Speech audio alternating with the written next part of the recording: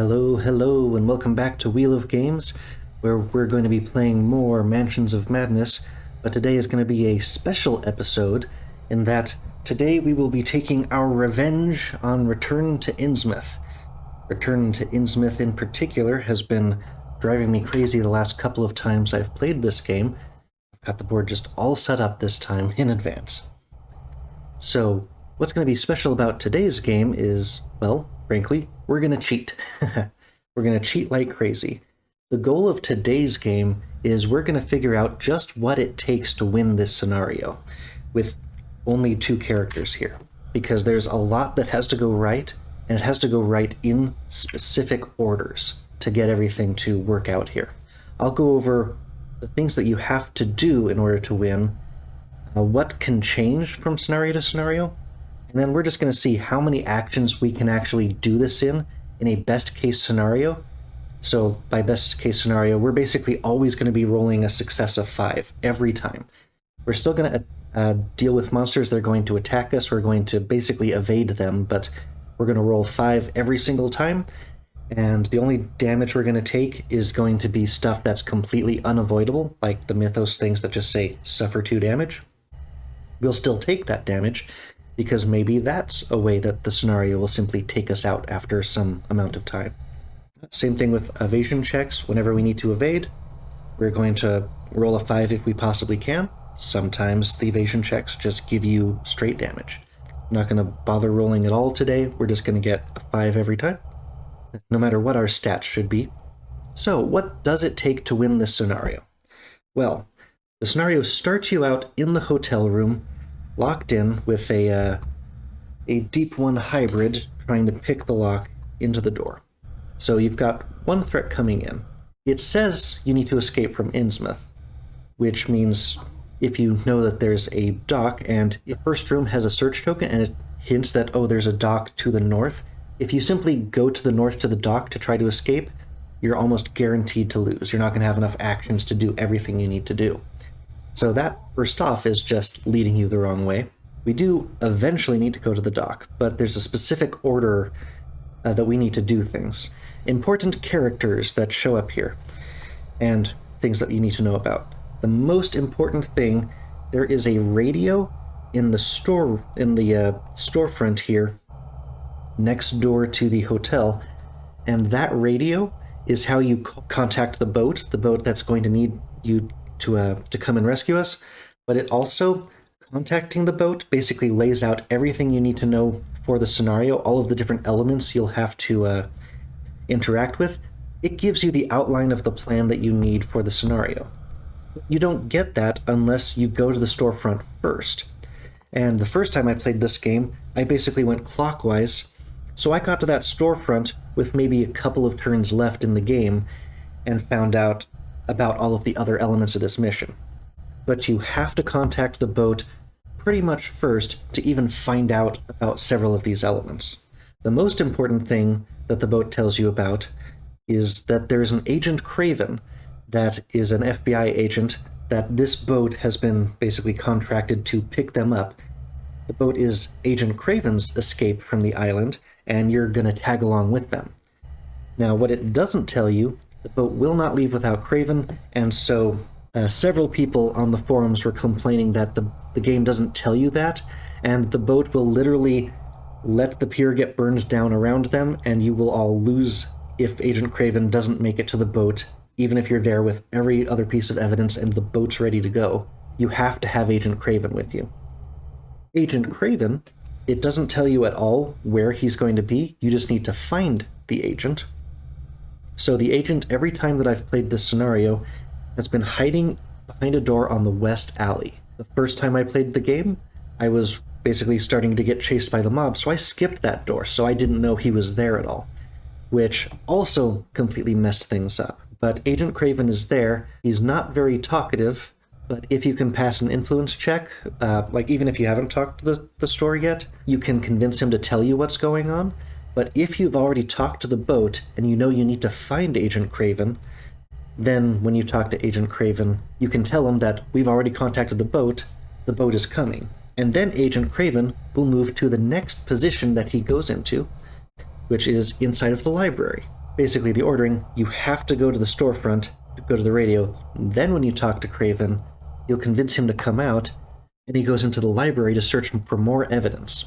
So Agent Craven ends up going into here, and he refuses to leave the library without the specific piece of evidence that you can find in the library, a missing link puzzle that you have to do. Basically, it swaps some tiles around. Even if everything is burning down on the boat, he will not leave the library until you have solved that puzzle and gathered that specific piece of evidence. Once the boat has eventually arrived, we'll get to that later, then you have to talk to Craven one more time to convince him, well, to let him know the boat's here. He doesn't listen for it or look for it. You have to interact with him one more time to get him to run out to the boat.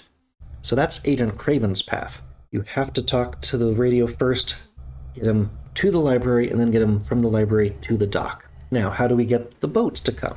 What the radio tells you about the boat is it's foggy, so he can't see the dock. So he wants you to light a lamp that's at the end of the pier. Yeah, that tile is called Dock 2. There is a lantern at the end of Dock 2 that you can only light if you have a light source, like the oil lamp the game always gives you. And when you're ready with that, he wants you to ring the fog bell. And the fog bell is what's at the top of this tower, at the room that I don't think I ever legitimately got into while playing. You don't have to light the lamp. Ringing the fog bell is what causes him to come up to arrive in the boat. In order to even ring the bell, this door is locked, and it's not a lock that you can pick or simply break down the door. There is a silver lock, and you have to specifically have the silver key to open the door to the fog bell. And the holder of the silver key is a drunk, an old drunk that is, most often he was in the alleyway over on this side. When I was doing research for this, he was actually over in the east alley instead. So the drunk's location is actually randomized.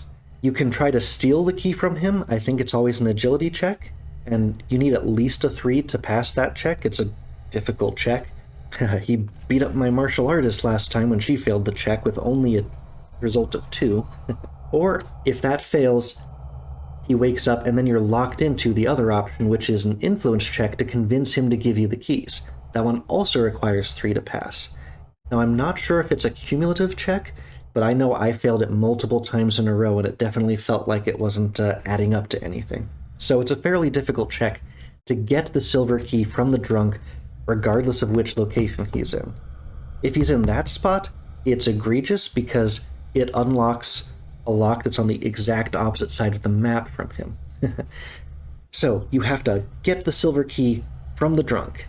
Then you have to get the person with that key over here to the door so that they can explore, unlock, and get up to the fog bell. Then you ring the fog bell. We've finally gotten the fog bell unlocked. If you've lit the lamp, then the houseboat tile, which I have never even pulled out for this scenario because I've never been close enough to need it. There we go. The houseboat pulls up, and that's the escape route.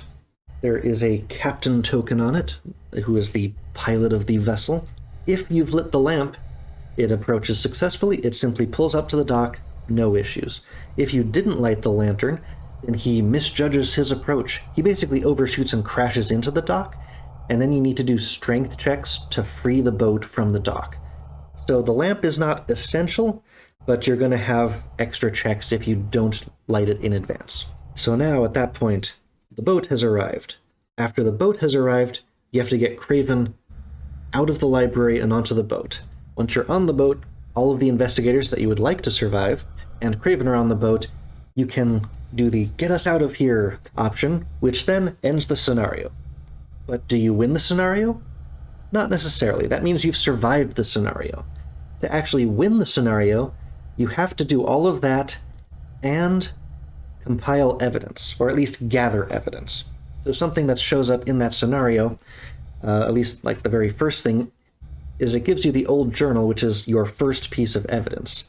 And interacting with it allows you to compile evidence, which essentially tells you, do you have enough evidence yet? And you need at least 4 pieces of evidence, not 4, but it may be specific evidence weighs more than others. So at least 4, but you might need more pieces of evidence collected to actually have enough information to indict the Marsh family, which was the entire reason you came to Innsmouth in the first place. If you leave on the houseboat without enough evidence, you get a sort of middling ending where you've survived, but it says this is not enough for the person who hired you. So it's a survival ending, but it's not a good ending. It's not the win ending. So what counts as evidence? Well, when you defeat Deep One hybrid who's busting into your door, you get the cult sigil, which also counts as evidence.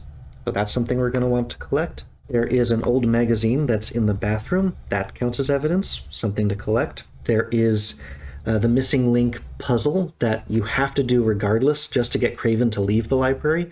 Even if you have plenty of other evidence, he won't leave without that particular piece of evidence, so we might as well always get that one. Other pieces of evidence, there's a stone in a little glass case in the storefront. That's a piece of evidence. And there are logs about the Marsh family's activities in the rental shack for the boat that says they've been going out to this island and coming back with gold every week. There is one more piece of evidence that's very difficult to get, mostly because you have to find Agent Craven's dead partner. He lets you know that his partner was already killed by the locals, and the partner's body can be found in one of the wrecked boats. Sometimes it's in the boat that's down by the pier, and sometimes it's hidden under one of the boats that's over at the rental dock. It's not a set thing, but you find the body in whichever location it is, and that gives you the key to unlock room number 2, the room that is locked. I'm sorry, Felix. Locked at the start of the game, and you cannot get into without the key from his dead body. Inside of that room, you will find another locked box, which you have to solve another puzzle to open, but once you do, you get his revolver, which is a nice gun, and also some photographic evidence that is basically in a box under the bed. So you have to do another 3-part series to get that one piece of evidence, and it's probably the last one you'll ever get from any of these things. So I think that added up to 7, possibly 8 if I was forgetting something else that you can get, or maybe I've just never encountered, or only shows up sometimes. I think there are 7 pieces of evidence you can get. You start with 1, and there's another one that is essential. So I don't think you need all of the evidence, at least 4, and get to the houseboat doing all of the other things I talked about to actually win the scenario. I heard, while I was going through the Board Game Geek forums on this particular mission, that there is a sort of secret alternate ending that you can get by compiling evidence. I haven't encountered it myself. I think that if you collect a lot of pieces of evidence before hitting the compile button, I'm not even sure how many it has to be. If you compile evidence with a lot of evidence already, your characters can discover that they have a secret connection to Innsmouth, that they actually are also Deep One hybrids themselves or something, and then the game sort of ends immediately with the compile evidence button. So that's a rare thing that can happen. So I don't know if that's a incentive to collect more evidence or not, but that is something that can happen if you collect enough evidence. So for our optimal playthrough, we're only going to be trying to collect the minimal number of pieces of evidence here. And so we start with the 1. We're going to spend the time attacking the hybrid guy to get a second piece. We're going to get the 3rd one from the missing link, and the 4th one, I figure we can, depending on where the drunk is, it might change our movement, but we'll either get the magazine article, or in the worst case, we can always get the one from the rental shack, because that one's right next to the boat that we're escaping on by the end. Whoa, Felix, calm down. Calm down, buddy. The plan. Basically, we have to get to the storefront first, trigger the radio. We have to figure out where the drunk is. Either get the keys and then start running over to the fog bell, or get the keys over here, start running to the fog bell. Other person will contact Craven after we've contacted the radio to move him forward. Now, hopefully we can simply go straight to those next spots, get the missing link information, hit the fog bell. We're just going to skip the lamp because Well, we really don't need to get the fog bell to show up. And then we're going to go out, get our last piece of evidence, get to the boat. So it shouldn't be too many turns for us to do this, but we do know what the hard limit of actions is. The mob shows up at the end of the second turn, or at the end of the second round in the Mythos phase. They don't move on that first turn. They go all the way around the board once, then they go up to the dock and destroy the boats, then destroy the pier. It's a total of 18 investigator phases for the entire game, which means each one of these characters is going to get a total of 36 actions in the entire game, and they're going to be split up. And remember, every move action for up to 2 spaces if you're lucky. Sometimes you end up only being able to do one movement space at a time with your move actions. Each of those is going to take away from that total pretty extensively. Let's figure out how well this mission can go. Just using the same people we were dealing with last time. I don't ultimately care about the starting items. We do care who has the oil lamp, because that's the person who has to go into the library, but everything else we're basically not going to need to care about here. We've seen this plenty of times, so let's skip past this as well.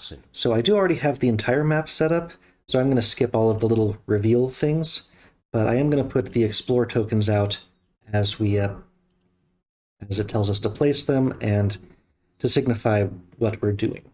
So we do have Agatha and Lily, and just because it's easier to remember, Agatha is going to get the oil lamp. Yep, there's the window. That gives you the misleading clue about the docks and one literal clue. We've got our Deep One hybrid on the other side of a door, and there's someone at the back hall with the bathroom. So the very first thing we're going to do is split up. Since Agatha is going to end up with the library, Agatha is definitely going this way, and today she is a superhero, and we are going to just throw open the door. Forget that 2 strength, she rolled a 5 somehow. So the door flies open, slamming into the person on the other side. So we've pushed him back, spawn a Deep One, and deal damage equal to your test result. So if you were using an investigator with 5 strength or something, this could happen, but you're never going to get him in one hit. Maybe if someone has like strength and there's like the Sensible Shoes buffed agility, maybe there's an item that increases strength. Okay, so Agatha gets 1 space into the front of the hotel there. She's with the Deep One, and because we want to claim this cult sigil item, we are going to actually attack him. Okay, we do an attack. This is just going to be unarmed. Agility chest +1. It really wants us to nail this.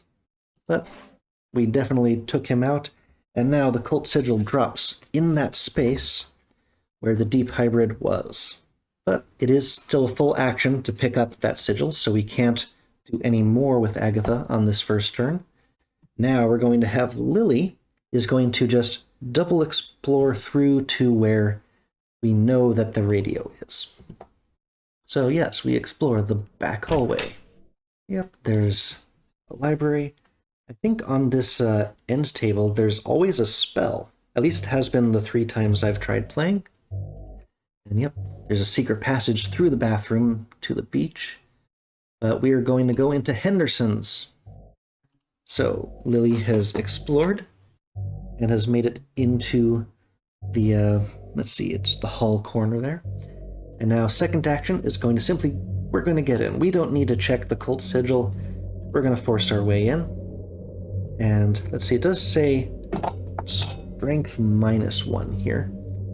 So I suppose the max we could do with our 5 successes is technically 4 this time. The door frame around the lock splinters and the door flies open. The figure on the other side stumbles backward from the blow. Now, what are all these map tiles? It's not like you've seen them before. Go sit. Go sit. Okay, the back area of the store is cluttered with boxes and crates. So we've placed the storefront now. Let's see, gotta keep up. So the figure is sprawled on the floor, still reeling from your assault. Spawn a cultist as indicated. And We don't actually need the ritual dagger that this cultist carries, because we're all superheroes today. As the figure stands, you see blood drip to the floor from beneath the cloak, suffers damage equal to your test result. So there we go, 4. And here's the all-important old radio. So we've got our interact token there. Suppose I'll still place the search tokens. There's a puzzle box. That puzzle box contains old keys and some other common item. All right, the fire extinguisher. Well, we don't need the fire extinguisher, so I don't need to put that one on the board. And the grotesque stone, which we are not going to be using. Okay, small but heavy shelf. You can barricade the door. I don't know of any monsters that actively attempt to go through it, unless you're directly on the other side, so probably a waste of time. Okay, we get to move our one space into the storefront. So she double explored, Agatha explored and then punched out a deep one, hybrid. So that's going to end our first investigator phase. Looks like Aurora wants to do laps again today. Okay, Lily is assaulted by horrible dreamlike visions. Okay, so suffers 1 face-down horror, but lore -1 negates. So that's... she gets a check of 5 or 4, I suppose. She's negated it. She's fine. Come on, Aurora. Sit back on your chair. Okay, the cultist moves up. Yeah, sure, they can attack, but... slings blood at you, lore check of 4. We have successed, so nothing touches us. Okay, horror checks. I suppose we're still doing that. This is Lily having a horror check. Come on, Aurora. Okay, suffer 2 face-down horror, but we easily negate it. And we're done with that mythos phase. It goes so much faster when I don't bother rolling. Right? So it's back over to us. The most important thing that we have on our plate is figuring out where the drunk is and also interacting with the radio. We don't really care that the cultist is there. We're just going to infinitely tank the damage that it sends out at us. So we do want to pick up the cult sigil. Explore is its own action. We can't move explore with like the second half of the move. So we have to pick up the cult sigil. So Agatha now has both. And we move towards the door, but we can't explore to open it just yet. That's going to be another turn. Now we get over to Lily. Lily is ready to interact with that radio. Raven, is that you? So this is an influence check. Can he trust us? We are so trustworthy. I'm supposed to pick up Agent Craven. I'll come pick you up, but you need to find Craven and bring him with you. After a short pause. I cannot see through this fog. Light a lantern on the dock where you want me to pick you up. Ring the fog bell when you are ready for me to come. Okay, he has given us our instructions here. With Lily, she has one more action, and we've got a bit of a tough decision to make because we don't have that information yet. So the optimal path changes depending on where the drunk is. If the drunk is over on this side, then we want someone to just run over, steal the keys, and open up the fog bell immediately. But if the drunk's over on this side, then we need to have essentially the second person go over to there so that they can run back to the fog bell while the other person babysits Crane. The best thing for Lily to do is simply move out to here. That's going to allow her to get the information as to what is in the east hallway, the east alleyway. So, dark alley to the east. And this will be our last actions for this round. Oh, the drunk old man is on this side today. Okay, good. And, yep, little boy, who we won't be interacting with. And we've got another door, the one into the fog bell. Okay, so we're getting lucky with the optimal stuff. If it was on the other side, we'd have to take even more actions. Lily is there, and that's going to do it for this round for the investigators. I suppose you can implicitly say that if you're using Rita, or there's another character who, after a certain action, can get bonus movement, I think from one of the expansions that I don't have, but someone who can move more spaces can do this mission even faster. But I'm just using people with standard movement of 2 spaces. Okay, we're ending our second turn, which means, oh, no immediate effect. Okay, no mythos effect, but it is time for the riot to arrive. Okay, The sound of approaching voices. Let's see, they don't do anything to us just yet. We just discard a sight token. And more people. Fighting them will prove difficult. You had better evade them. But fight them you can. If you fight all of them, and if you manage to reduce its hit points down to 0, I tried this in a test run, you can actually, you'll basically instantly win the scenario because they retreat, and it just goes through in story, like in the text. You find Craven, you find enough clues to go there, you get the fog bell, and you leave. So just taking that 60 or 84 or however much health that they have, you can win that way. Just go combat-wise. That might be easier if you're, always rolling perfect like we're pretending today. Okay, the cultist moves. All right, I forgot to do the evasion check from before. Okay, well, it moves, follows Lily, makes an attack. Okay, if you pass, you pry the fingers, you're perfectly fine. Okay, horror check. Okay, if you pass, you recognize and avoid it. Okay, we're perfectly fine. Oh, I should have done that against the riot. Well, let's do an extra one. Yep, suffer 3 horror and will negate, so we got a 6. We easily passed that one. And so we are into round 3.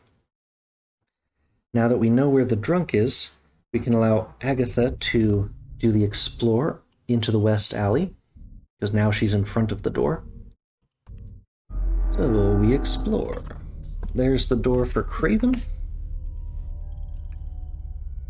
There's the door for the library, the dark room, and off towards the pier. Okay, you may move 1 space into the area. So, notably, we are not... This is where the drunk might have been. So if the drunk was over here, we would have had to try to steal the keys, and then maybe swap who was in which side, because this person would have to then be racing towards the fog bell. But we got lucky. The drunk was on the same side as the lighthouse, or I guess fog bell house this time, so Agatha has 1 more action. We don't need to bother with crates today, but we can do a move. But again, we can only move 1 space because our destination is only 1 space away and an explore, so we can't interact with it right away.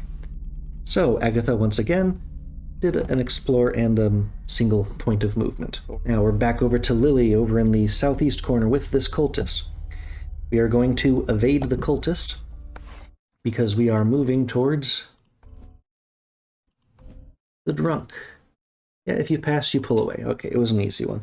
I'm only doing those because I know that the riot can just inflict direct damage to you if they catch you. Just because I know that's a possibility, I'm still doing the checks, even though it's very unlikely any of them will actually hurt us. So Lily does the first part of a move. We still have our remaining movement point after we get the keys. So here's the old man passed out drunk. If you say hello or slap him, either are just actually going to wake him up, and then you're stuck with the influence check to try to convince him to give you the keys. Maybe if you slap him, it's harder, but either way, it just leads to the influence checks.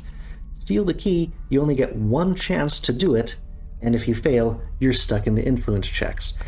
And like last episode, I tried to do the radio like 5, maybe more times before I finally passed on that check, and very similar with the drunk.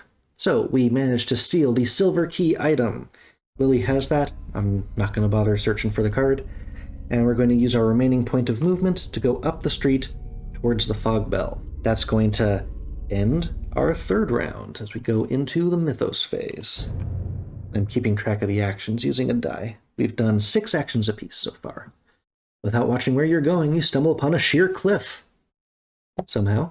Okay, we're both in an outdoor space. I guess this is probably Lily. So what does Lily get? You step off the edge somehow. Okay, so if you pass, it's no more than a foot and hop down. So you're fine. Now the mob moves 2 spaces towards alley corner 2.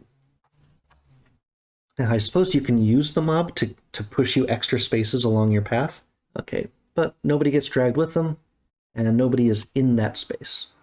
The cultist is going to continue to chase after Lily, so it attacks. But if you pass... Oh, you twist your body just in time, suffer 1 face-down damage. Lily is still getting damage, even though she's passing the checks. Okay. Maybe I'll just put them just above, like there. Okay, we must resolve a horror check. So Agatha does a horror check against the riot.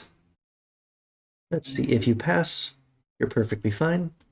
And now Lily, horror check against... Yep, we've negated the 1 face-down horrors. A cultist versus a thrall is a huge swing in terms of check difficulty. Okay, Mythos phase is done. Now it's time for our 4th round here. Agatha needs to interact with this door, but you cannot hear a response over the din of the nearby mob. The mob is too close. I hadn't even considered that. Interesting. Yeah, I did see from the forums, one person finally talked to Crane, but the mob was just outside, so when he left, instead of reaching the boat, the mob just tore him to pieces. They were still able to get to the boat and leave after that. So I suppose if Crane is known dead, the boat pilot will leave. This is something I haven't encountered before. So what can I do about this? Well, I do need to pass a puzzle that's inside there. So I could move, get in there. The mob's going to be too close for several turns. Even if you know everything possible, this can still mess you up. Like, the only thing that would have gotten me there faster is not stopping to pick up the sigil, and then I would have to send someone to pick it up again later, or go for a different piece of evidence. I'm not going to restart everything. We're going to move 1 space. She has the light source, so she can get in. So we explore. We found the library. It's dark. Okay, we've got the shelf of books. And the other one leads outside. Okay, you can move 1 space into the explored area. I also was technically in that space the whole time, so we can reveal the pier. Okay. Yep, snack stand, old boat. More stuff to be revealed. Okay. So she moved 1 space. You get the free movement in there. We're not going to take another movement, because next turn we're just going to solve that puzzle. And then hopefully the mob will have moved past by then. Okay, back over to Lily, who is being chased by this cultist. We are just going to move past the cultist again, so another evasion check. And if you pass, you convince your actions will save both of you, but so he just doesn't attack this turn. And so we have successfully evaded. That means we are now in front of the fog house. And we have the silver key item because we just stole it from the drunk. Okay, rickety wooden steps lead up the tower. Discard this and place the bell tower as indicated. Let's see, on the shelf beside the stairs, you spot something interesting. Place the track shoes common item as indicated. That item will actually give you an extra space of movement. Basically turns you into Rita and turns Rita into double Rita. Okay, but the old fog bell is atop the tower, so that's how we summon the boat. And we get to move 1 space into the area. Okay, that's it for Rita's turn. We've done our 7th and 8th actions now, and we need to end the investigator phase. So what are they doing today? Okay, investigator in the library, that's Agatha. Bookcase topples over, but we pass and get out of the way. Now the mob moves 2 spaces towards alley 2. They're directly in front of that guy now. Nobody gets pulled along, nobody's within range, she's inside the door. Cultist moves up to 2 spaces, is not within range because there's a door in the way. Can't move, so it moves towards the nearest investigator, just following Lily step by step. Okay, horror check time. It's just Lily against the cultist. Smiles at you, but you negate it with will. Okay, we're perfectly fine. So the next Mythos phase is done. We are now starting round 5. Agatha's whole plan here is getting messed up by the mob. Hopefully after it moves past us, after this turn, it won't be too loud for everything when it's over in those spaces. So we are going to interact with the pages of books because we need this information for Craven at the end. We have to do this check at some point. So, find a number of books concerning lineages. Okay, you find a torn up piece of paper, so we're piecing it back together. Attempt the puzzle using observation. Now, a fun thing about these, this is actually the exact picture that is on the piece of evidence card. But yeah, if you find the missing link evidence, it has the correctly assembled picture on it. So I've done this puzzle a bunch of times now. I know exactly how to solve it. Now, I'm pretty sure you can solve this thing in... I'm sure there's a more optimal way to do this, although it is random each time, and this is actually pretty close to correct. Okay, well, I did it in 6 moves. I was assuming that we were just going to take it as granted that it's going to take whatever the investigator is, at most 2 moves. You can do it in 1 if you've got someone who's like high observation and they still have 2 clues. So you can do it in 1, but I'm just going to say we did it in 2 actions for the purposes of what we're doing today. So we have gained the missing link unique item and a clue. Okay, there's our 3rd piece of evidence for Agatha. We'll just put some piece of clue there so we remember it. We've got 3. And now over to Lily. So Lily is in the space with the cultist right now. We have to do an evasion check. Yep, resolve. So influence check of 2. We pass. We will save both of you, I swear. Okay, so we're perfectly fine. We're able to move out of the space. We're going to ring this fog bell as quickly as humanly possible. This actually is as quickly as possible. We got a little bit lucky there. So ring the fog bell. The sound of the bell rings out over the bay. After a few moments, you see the light of the fishing boat coming in toward the dock. You will need to get to the dock as soon as possible. Discard this interact token. And so we have rung the bell, and Lily does have her remaining space of movement. We're right back with the cultist again. And that's it for our round 5. Okay, we've now taken 10 actions apiece. We're doing pretty well. Okay, the boat comes into sight, but unable to see through the fog, the captain has misjudged the distance to the dock. The hull slams hard into the pier, and the boat's engine sputters and dies. Place the houseboat as indicated. Currently, it's indicated in the middle of the water. And if you mean the pier, that's over there, not over there. You've put it out into the void. What do you want us to do with this? You see the captain in the cabin? I'm just going to put just a random tile there. There's somebody in there. He pulls off his cap and strikes the wheel before looking over the damage to the boat. You'd better hurry to help him. Oh, right, it's in blank because I haven't revealed the dock yet. The boat appears to still be seaworthy. The captain restarts the engine and attempts to pull away from the dock, but the boat does not budge. The boat will need to be freed from the dock by hand. Place an interact token. Agatha Crane's tongue starts to engorge, quickly growing too large for her mouth. Only by clamping down hard does the swelling halt and start to go down again. Suffer 1 face-down damage and 2 horror. Strength +1 negates. Her normal strength is 2, but she easily has, with 5 + 1, she easily overcomes that. The rioting townfolk beat the walls of the buildings with boards and bottles. The sound of shattering glass pierces the fog and reverberates through the walls of the hotel. Darkness overtakes the alleyway as the lights are smashed. Place darkness in each space in the alley, then each investigator suffers 1 face-down horror.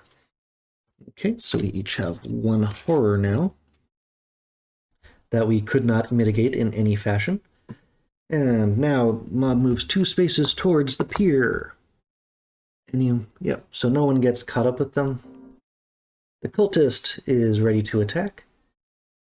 Wraps grimy hands around your neck, so strength test of 2, you pry the fingers from your neck, and they relent, so we're fine. Each investigator must do a horror check now. Agatha is fine. Lily must again. Going to be chased through the entire thing. Okay, one of your items transforms into a deadly viper. Observation of 2. You disregard the pitiful illusion. We're just fine. Okay, yeah, the weird thing about it being in space is because you're not supposed to be able to hit the bell until you've gone there, and anyone reasonably playing this game would have revealed the dock there. Oh, I thought I'd already admit those phase. Okay, back to us. Now we can reveal. Okay, so now the boat is in that spot, and the spot to repair is specifically with the boats.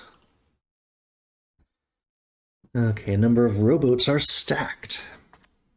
And we've got our Explore token for the rental shack, which we want to grab some evidence from.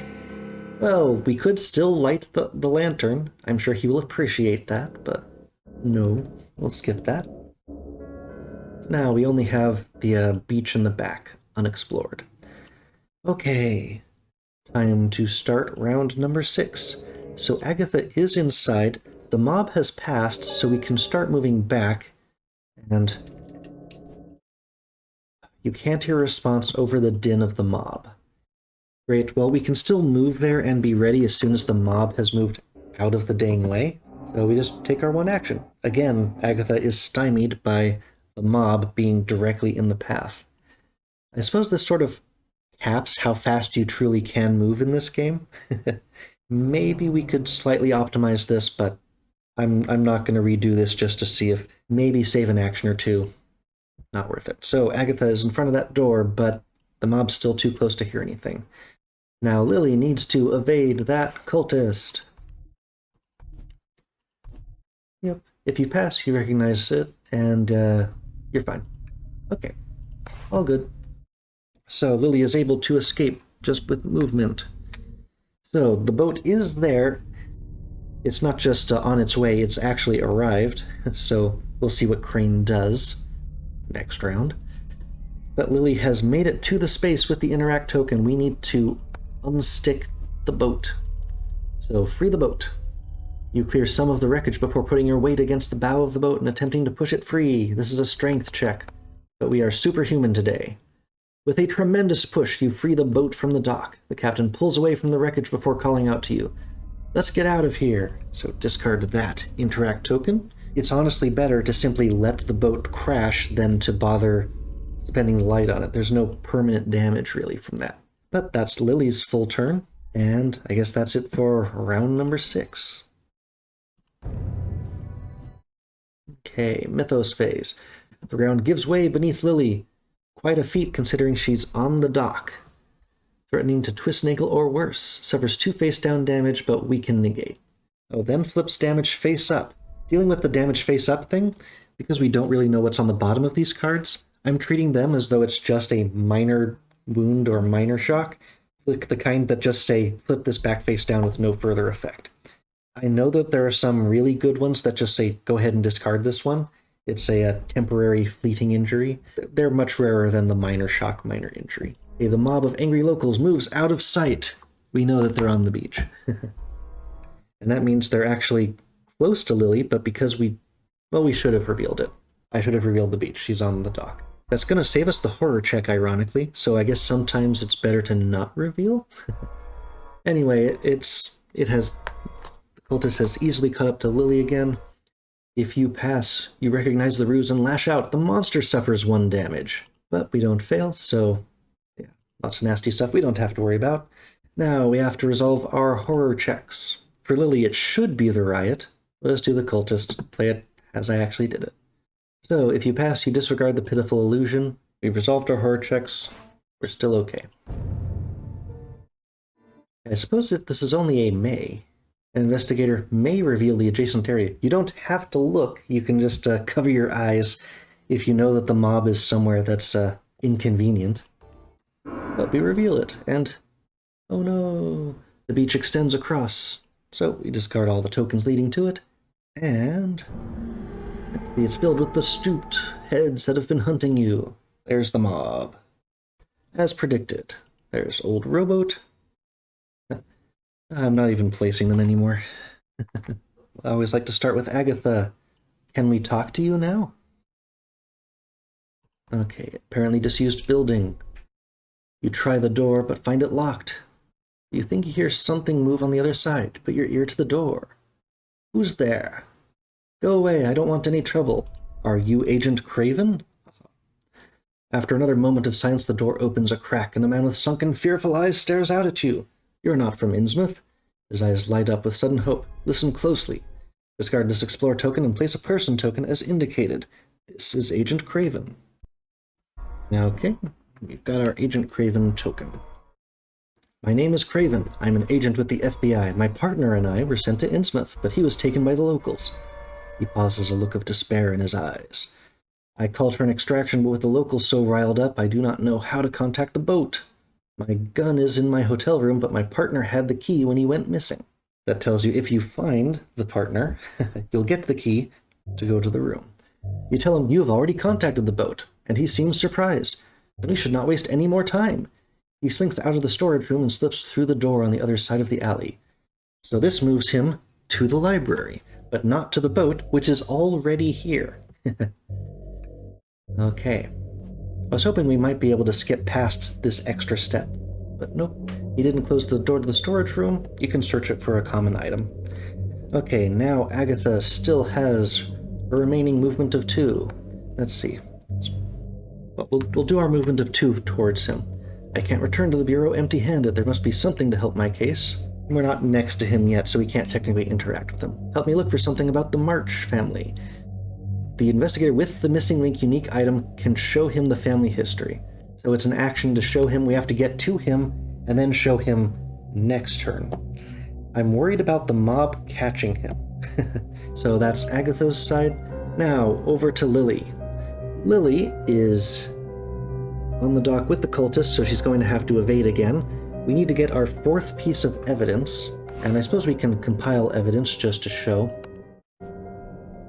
You're convinced the Marsh family is guilty of some monstrous crime, but you can't quite prove it. You only need 1 or 2 more pieces. So Lily is going to move 1. And so yeah, time for our evasion check against the cultist. Okay, but we easily negate the damage it would have caused, so we're fine. So we move outside the shack. Now we're going to explore the shack. Okay, someone has left the light on inside the boat rental. You spot the rental logbook open on the table. Place a search token and discard this token. Okay, move 1 space into the room. So we want this explore token. We do have a movement space left, but we have no actions left to interact with the logbook. And so we are done with this round. Actions 13 and 14. And that's ending round 7. Creatures fill the air. Affects each investigator in the beach. Nobody's in the beach. A few members of the mob begin singing a horrid croaking melody. So yada yada. Each investigator suffers 2 face-down horror. I'm pretty sure this one is the same every single time. When they get to the beach, they start singing, and then they're going to summon a deep one. But that means that we have a total of 3 horror that we've been totally unable to negate in any way so far. Okay, they move 2 spaces towards the rental dock. And brings anyone with them? There's nobody within range because the door blocks it. Cultist moves into the shack with us. Hello. So interestingly, the mob has not spawned a single deep one hybrid, and I believe it's because we left this cultist alive. When I was playing last time, I was making an effort to just kill every monster that they threw at us by having Lily, the supposedly martial artist, just have them unarmed attack. And the next turn after you kill one, it always spawned another person to run out and chase you. And because they get the double movement to reach you, it was basically pointless to actually fight them. Being chased by this pathetic tiny cultist, instead of like the thrall that we had last time, where every check was like against 3 and it was mesmerizing us and randomizing our movement and doing all sorts of other nasty stuff, cultist is like the weakest thing in the entire game. So I am happy to be chased around by a pathetic cultist who can't do anything. Even if I was taking damage, it wouldn't be that much from this guy. So yeah, it attacks us.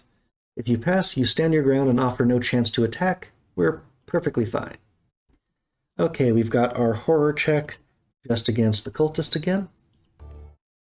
Okay, suffer 1 for each cultist within range, but we negate it with our will. Okay, done with that mythos phase. Entering turn round 8. I'm actually worried about Agent Crane running out and just running into the mob. I wish I could like save state right here just to try it out before actually doing it, because it's like 1 movement to get there, tell him, but the riot is between him and the boat. So I'm nervous about telling him to simply, yeah, it's here. Agatha is here. There must be something in the records. And then if I show him, this is only because I read something on Board Game Geek that someone happened to have the mob just outside onto the beach and it tore him apart. I'm doing optimal run stuff, basically. But if I just get him killed, like, I can afford to wait a turn, because I've only got one more action left, and then I could get out to the beach. Maybe this would save us one round, but I'm going to hold off for a turn. Likewise, Lily's just going to... I guess she doesn't need to stay put. After all, we can evade. Agent Crane doesn't have that ability. I can't roll skill checks for him. So Agatha is going to stop there. Lily is going to go ahead and continue with her search. Not moving out. We'll search. Hey, we've got our 5. Okay, you page through the book. The Marsh family regularly goes out to Devil's Reef and comes back with gold or exotic treasures. So we've got incriminating evidence and a clue. Okay, we've got our 4 items, and I'm pretty sure that if I compile the evidence now, it will say you've got enough. You cannot quite prove it. You only need 1 or 2 more pieces of evidence. Well then, it looks like just having the 4 isn't enough this time, so I wonder what thing I had differently last time. Where can I grab 1 piece of evidence without things being too far off? Well, I know there's one in the bathroom, so Lily's got something new to do after all. Lily's going to evade the cultist, then evade the riot, and Lily's just going to go into the bathroom, grab that, so I have an excuse for taking this extra turn now. So we need to do 2 evasion checks. Yep, first against the cultist. We convince we will save us all. Now the riot, we evade the riot. This is the one I'm curious about. Rough hands grab you, so it's an agility check of 3. If you pass, you land on your feet. Okay, so we are okay. So Lily grabbed the evidence, then moved out and onto the beach. And that's it for this round. Agatha does have another action, but she would just be in the same space as Lily is, and she has the evidence, so she's the only one who can talk to Crane. So we are ending round 8. We've used 16 actions apiece, roughly half of everything possible. Disembodied voice. So highest lore. You do your best to disregard so we pass. Pass and nothing bad happens. Fail and we would have gotten stunned. Okay, now the mob has moved towards the alley. We're in good shape. Nope, none of us got dragged along. The cultist is following Lily still. Attacks us if you pass, but no damage. No damage either way. Okay, 1 horror check. Technically it's the riot because they're within range of Lily. Okay, they begin to sing Sever 2, but we negate it with Will +1, so we are fine. Ending that mythos phase. Okay, now the riot is not in the way anymore. So Agatha should be free to talk to Crane. I don't think the cultist will be able to knock him out. So we're going to show him the evidence. Yes, this is exactly the lead I needed. We should get out of the city as soon as possible. I will stay here and collect whatever other evidence I can until the boat arrives. If the boat isn't already here, he will just still stay here. And you have to come and talk to him again to tell him that the boat has arrived. So you want to have the boat here first. He tucks his notepad into his coat pocket. We should leave immediately. He opens the back door of the building onto the beach. Good, he makes it. The agent dashes across the sand and onto the dock. He quickly leaps onto the waiting boat. Place him as indicated. So that objective is now complete. He has made it to the beach. So Agatha is going to also go out onto the beach. He is up next to that cultist now. And now Lily is going to go explore the little shack here. Okay, the door is weathered by the ocean spray. You squint into the darkness, expecting to see a cluttered interior. You're surprised when the inside is nearly empty. A single panel in the wall seems to lead into the building behind. Okay, so we get to move 1 space into the shack, but there is still another door that we have to explore to get into the bathroom. So we open that. We've got a secret passage now. Just go straight through that wall, into the bathroom, into a dingy bathroom. Discard the Explorer token and place a secret passage. So, all those things. So you look around, you spot a ratty newspaper. That's our goal. And we can move 1 space in. I'm sure it said that. It always says that. Okay. So that newspaper is our goal for 1 more piece of evidence. But this round is done. So round 9 is complete. You are weary to the bone, and your strength is now ebbing. Each investigator flips 2 damage face up. Well, Lily did get a damage, but it's just a minor injury. One of the locals glances up at the bell tower, then he opens the door and tosses his lantern inside. The glass shatters against the wall, splashing burning oil on the wooden stairs. Place fire as indicated, then each investigator in the bell tower suffers 2 horror. So if you happen to be in the bell tower when they pass, they light you on fire. Yep, when the door was still locked, they just throw their lantern against it and the fire starts outside. Okay, they move 2 spaces towards the alley corner, leaving the child and the drunk alone. Nobody got dragged with them. And okay, cultist is now attacking Agatha. If you pass, you knee the cultist in the face and escape, but no damage. Okay, horror checks. Now Agatha gets the horror check. And a clue. Okay, we've negated the face-down horror from their ugly teeth. And we've ended that mythos phase. Now we're on to round 10. 10 out of 18 possible with perfect knowledge. Okay, Agatha can just babysit the cultist for a moment. Lily, explore that newspaper.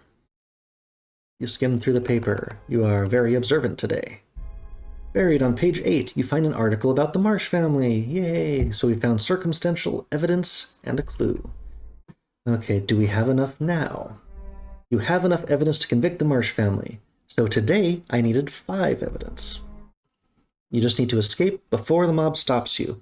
So that was Lily's first action. Search in there, then movement of 2, we can get through the shack and onto the beach, but can't quite escape yet. Now Agatha can move, just a double move. So 1, 2. I suppose it is adjacent to the dock either way. But a double move will get Agatha onto the boat. But we do need to do an evade on the cultist. So it looks like we'll make it out next turn. Yep, you pass, you pull away, she's totally fine. Okay, end this investigator phase. The fire spreads out of control. Hey, it remembered there was fire this time. Okay, your hand suddenly begins to burn. Affects the investigator who has a light source. Okay, Agatha. Your fire from your light has spread to your hand. You instinctively drop what you're holding and clutch your wounded hand. Suffer 2 face-down damage and drop the light source. Good thing it's not a torch, or that would have set fire to the boat. Before you realize it, the fire has spread all around you. Place fire in your space and each adjacent space. Okay, so we have lit the boat on fire, and each adjacent space. I mean, yeah, those are both adjacent. Technically, there's some adjacency there. This is dumb. Okay. Oh, yes, and there's 1 space on the back of the boat as well. Okay, the mob moves towards the front street.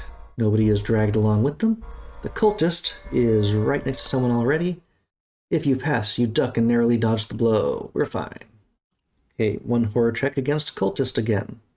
Wow, just leaving this cultist alive has made everything so much easier. The cultist calls out to the stars. Observation check of 2. If you pass, you realize you're in no danger. Discard 1 horror. Well, that's amazing. So we just get to discard 1 of these. Yeah, the cultist is so unthreatening that they make you less horrified. And that's going to end that round. So now we are in, I think, round 10 or so. Now the boat's on fire, but I don't think that's actually going to stop us from leaving. So we're going to have Lily go first. We evade the cultist. Yeah, sure. If you pass... Oh, the monster suffers 1 damage. Okay, the cultist has killed itself and drops the ritual dagger. Well, that's fine. It wasn't too threatening anyway. It prevented worse monsters from coming out. So we've evaded that, so we get to move. We'll just double move. So 2 move actions. Moved through 3 different spaces with fire on it. So an extra 3 damage. Lily's still nowhere near being wounded at 4 damage. I just think that's funny. And Agatha can now talk to someone on the boat, which will give her 1 damage because she's not putting out a fire. But we are all here. The captain throws the throttle down and the engine roars as the boat pulls away from the dock. You glance over the evidence you've gathered, hoping it will be enough. Everyone not on the boat is eliminated. The investigation is complete. But here's our happy ending. A fishing boat bucks against the waves of the bay as Innsmouth shrinks into the distance behind you. You pack away the evidence you have gathered on the Marsh family. More than enough information to convince Professor Harris and the rest of the world of the unnatural threats at work in the small Massachusetts town. After hours of sailing the dark waters, you reach a port farther down the coast. Stepping onto dry land, you finally begin to hope that you have left the nightmare of the accursed town behind once and for all. Indeed, I do hope I have left it behind once and for all now. So, the end? Okay. So, I think it's time to review how everything went. Okay. I wanted to go back and double check because I lost count right at the end, but that was 11 rounds that we went through for this game. We got the last person onto the boat, and then Agatha interacted as round 11. So most of round 11 we played. We had, I guess, one action left. So 11 rounds out of 18, assuming you know exactly what to do. And that means that if you invert that with, say, 7 rounds remaining, that is 14 actions per character that you could possibly fail, or that you could spend wandering around not knowing exactly what to do, which is frankly not nearly enough. Basically, 2/3 of the time, you have to be going exactly on track towards the destination of completing one of those various steps that you have to do. Because the first time I played, I had probably already failed well before I found the storefront. The second time I played, I knew to go to the storefront, so I was like, yeah, we're going to go out to the right and find that thing. And I pretty much knew that Craven was already there, but I was basically trying not to cheat it. I didn't know that the drunk had the key for that thing, but I assumed I needed the key. I put it together when I actually got the key, saw that it was a silver key. So, okay, the silver lock, the silver key. Got it. The old keys from the puzzle box, it doesn't really tell you where they go, but those keys actually go to the snack shack, which I think always contains a Tommy gun. But it's a red herring. It'd be nice to have a Tommy gun. Maybe if you wanted to fight the mob, you could go that route. But no, no, not worth the actions to get over to there and then across the map again. Oh, yeah, so it took 11 pretty much full rounds to complete that thing with perfect knowledge. And there are so many ways that, and I suppose if I look at the damage that we took 3 absolutely unblockable horror damage to each character.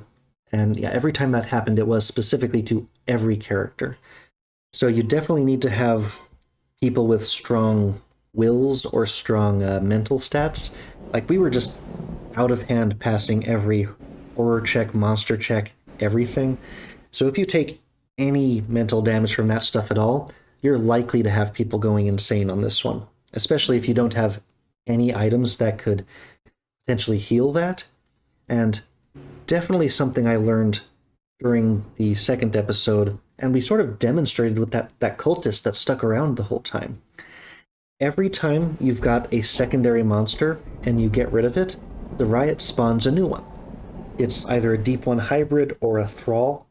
I'm very surprised that it didn't spawn a Deep One when they went by the pier, unless I was supposed to and I completely spaced on it. Like I just clicked right past it or something, because I thought the song that they sing was supposed to summon a Deep One onto the pier or onto the beach or something. And I didn't see that happen this episode. And I wonder if that was because the cultist was out, or I just completely missed it. But even if the Deep One had shown up, it wouldn't have hurt us. But I've learned that if you eliminate the monsters, at least in this mission, it will just immediately be replaced. Because that cultist, I just left the cultist alone, it actually made this map way easier because I didn't have like that thrall that was kicking our butts last time. So yeah, if you add in all the damage, all the failed checks that you could run into during the mission, then you can tell that it's very easy to come up with 14 actions for each character that have been wasted over the course of the entire thing if you go the wrong direction. That's 7 rounds to figure out the mistake and go the right direction. You can make probably one mistake, unless that mistake is going to the storefront, because Crane isn't going to come out of his little hidey hole until you've contacted the storefront. So if you went around the entire board like I did, that took probably 2/3 of your time, and there's so many things that the game doesn't tell you need to do, especially with Craven. Because Craven's an FBI agent, you shouldn't have to babysit him like you do. He should hear that the boat crashed into the docks or something, but you have to tell him to get to the library. You have to show him in the library using an action that you have the evidence, which means you have to solve the puzzle to get the evidence. That one's mandatory. And then you have to tell him to get to the boat. The 3 different tracks of evidence that you have to go down. I suppose you can collapse it down to really 2. One is Craven and the other one is the bell. Both different things that you have to put together and you have no clues as to where they are. Like, it's not like the guy on the boat is saying Craven was hiding somewhere on the west end of town, for example. The point is the game still should have been hinting something at the location, because if you don't know where Craven is and you go to ask the boy where Craven is, he doesn't tell you, and you still don't know where Craven is. It's just really tough because you don't know. At least it hints, like, that the drunk has the silver key. I think it might be in the original description. You can put together that those keys go together, but you don't know that the keys from the puzzle box actually go to the snack shack. There's no direct connection there. But you could easily think that, oh, I've got the old keys. Can I use them in the fog bell to get up the tower? And no, you can't. 2 different tracks to get to the end. You don't know where any of the pieces are the first time you play, and that's just to get your people out alive. You still have to compile the evidence to truly win this game, and I thought 4 evidence would be enough, but I needed 5 out of the 7 possible pieces of evidence, and the last one is stupid hard to get, because there's so many things you need to know about before you can do it. Unless you just get very lucky and find the body right away. And then run all the way back, because this is the farthest point on the map from the boats. They're not making that easy for you. So yeah, this game, I got very lucky, and then I cheated on every single roll. And even doing that, it took 2/3 of the maximum possible time that the game will give you to get through this. And if I had gotten stuck on the radio again, with 7 remaining possible rounds, that's 14 actions per character. In my last game, I got stuck on that radio either 5 or 6 times to contact the radio and successfully convince them with an influence check to come pick me up. That's half of everything that I could possibly have had wrong on one stupid skill check, because I didn't have anyone with an influence higher than 3, and that was the only way to pass that check. And it happened again with the drunk, because I had a 5 agility character who failed to get the key. I spent at least an extra full round just trying to convince the drunk guy to get me the key. It is very easy to get stuck on any one of these things.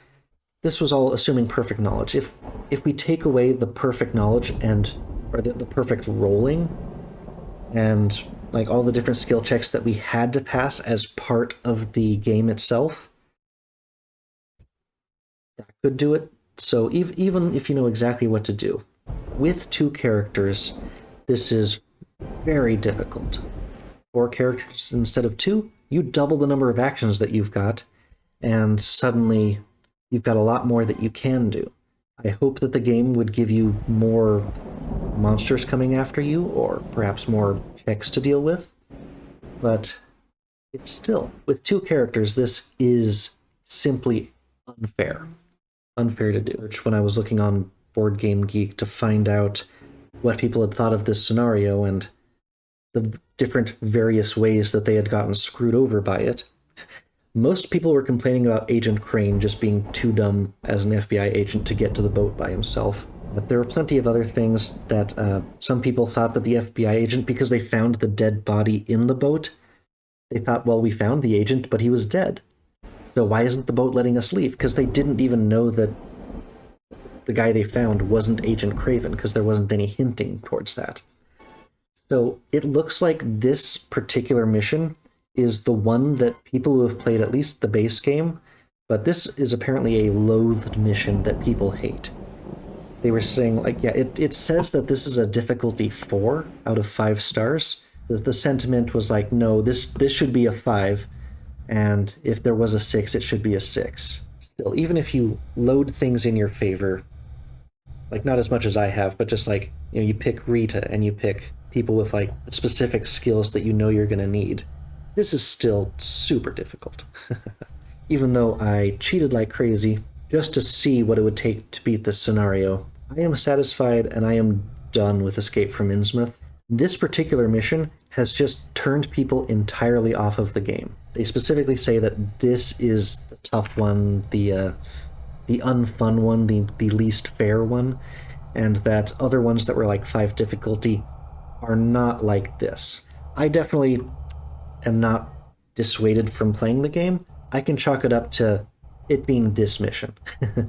And this mission is just one that people don't like, so we are never returning to Return to Innsmouth or Escape from Innsmouth. And I can move on